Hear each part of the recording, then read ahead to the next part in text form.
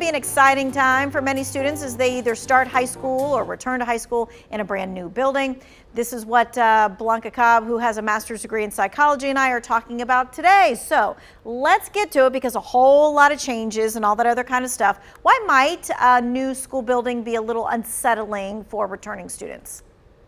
Well, for some students, change is really different, and you get used to how things used to be. For example, maybe there's certain hangout locations in the old building that they really like, or certain classes in certain locations, or the layout of the school.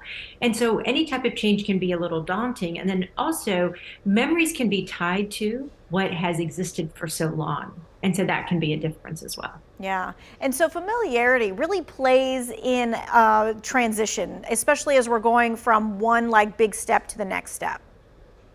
Absolutely, because there's a lot of comfort in that familiarity. That's why change can be hard. So even if something is newer or better, a lot of people will still gravitate toward what used to be or the old thing because it's still very familiar, and there's a lot of comfort in familiarity. All right, so how do we then help our students adjust to a new space, new ways of getting around and that kind of thing?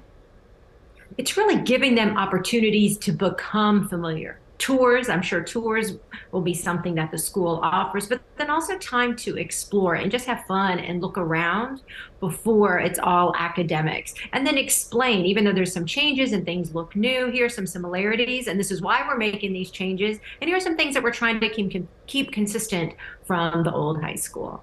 And those explanations tend to fill in the gaps in what students are thinking. All right, well, maybe you're one of those parents out there who's got a kid who's going to be going to the new school. So you know what? You can continue the conversation with Blanca on her Facebook page. She's got other tips and tricks as well. Blanca Cobb, body language expert.